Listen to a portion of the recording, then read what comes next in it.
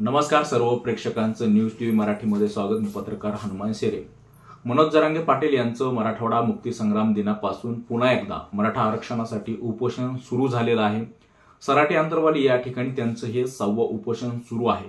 मराठा समाजाच्या आरक्षणासंदर्भातल्या ज्या काही मागण्या आहेत, सगळे सोयरे अध्यादेश लागू करावा, त्याचबरोबर बॉम्बे गॅजेट असेल, हैदराबाद संस्थांचं गॅजेट असेल, त्याचबरोबर सातारा संस्थांचं जे काही गॅजेट आहे, हे सगळे गॅजेट लागू करावेत अशी मागणी मनोज जरांगे पाटील यांनी केलेली आहे। त्याचबरोबर ओबीसी मधून मराठा समाजाला आरक्षण देण्यात यावं यासाठी देखील मनोज जरांगे पाटील यांनी सरकारकडे मागणी केलेली आहे। मात्र आता मनोज जरांगे पाटील यांचं उपोषण सुरू असतानाच आता ओबीसी बांधवांचं देखील वडीगोद्री या ठिकाणी पुन्हा एकदा उपोषण सुरू झालेलं आहे। त्यांची अशी मागणी आहे की ओबीसी आरक्षण बचाव यासाठी त्यांचं उपोषण सुरू आहे असं बोललं जात आहे।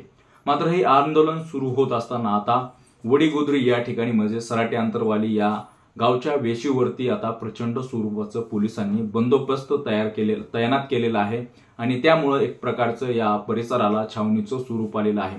मनोज जरांगे पाटील यांचं मागील 1 वर्षापासून आंदोलन सुरू आहे आणि त्यांच्या आंदोलनाची धग संपूर्ण महाराष्ट्रामध्ये पसरलेली आहे। संपूर्ण महाराष्ट्रात त्यांची घोंगडी बैठक देखील असेल गाजलेली आहे। संपूर्ण त्यांचं हे आंदोलन आहे एकंदरीत मराठवाड्यासाठी आणि महाराष्ट्रासाठी मोठं गाजलेलं आंदोलन आहे। आणि त्यानंतर ओबीसी बांधव देखील आता ओबीसी आरक्षण बचावसाठी लढा देत आहेत आणि त्यामुळे एकंदरीतच हे वातावरण तापलेलं असताना या ठिकाणी काही अनुचित प्रकार घडू नये यासाठी पोलिसांनी आता बंदोबस्त वाढवलेला आहे। बॅरिकेड देखील लावले जात आहेत आणि या ठिकाणचे सर्व काही रस्ते आहेत सराटी आंतरवाली या ठिकाणी जाणारे ते सगळे बॅरिकेड्स लावून पोलिसांनी बंद करण्याचा त्या ठिकाणी प्रयास केलेला आहे, प्रयोग केलेला आहे। बॅरिकेड्स लावले जात आहेत आणि येणारे रस्ते सगळे बंद केले जात आहेत। वडीगोद्री या ठिकाणी ओबीसी बांधवांचं देखील आता उपोषण सुरू होत आहे।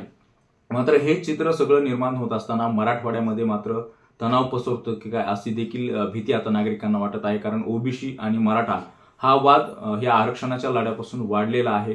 ओबीसीचा जे काही लढा आहे तो आरक्षण बचावासाठी आहे आणि मराठा समाजाचा मनोज जरांगे पाटील यांचा जो काही लढा आहे तो ओबीसी मधून आरक्षण द्या असा आहे।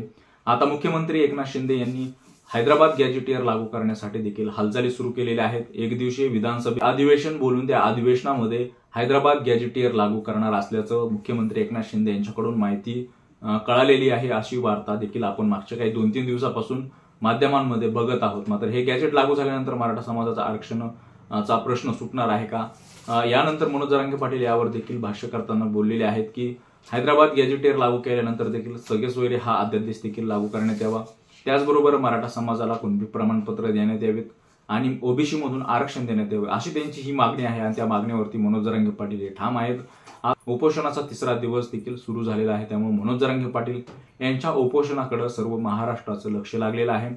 मनोज जरांगे पाटील यांचं उपोषण सुरू असताना ओबीसी बांधवांचं देखील उपोषण सुरू झालेलं आहे। त्यामुळे महाराष्ट्रात आता नेमकी काय परिस्थिती निर्माण होणार आहे आणि सरकार काय निर्णय घेणार आहे या सगळ्या गोष्टी आता पाहण्याजोग्या आहेत आणि सर्व गोष्टीकडे आता या सर्व महाराष्ट्रातल्या जनतेचं लक्ष लागलेलं आहे। विधानसभा तोंडावरती आहेत आणि त्याचबरोबर धनगर आरक्षणाचा देखील प्रश्न सोडवू आणि मराठा आरक्षणाचा देखील प्रश्न सोडवू अशी मुख्यमंत्र्यांकडून त्या ठिकाणी आता हालचाली सुरू झालेल्या आहेत असे वृत्त आपल्याला कळत आहे। या संदर्भामध्ये आपल्याला काय वाटतंय? मनोज जरांगे पाटील यांच्या उपोषणाबद्दल काय वाटतंय?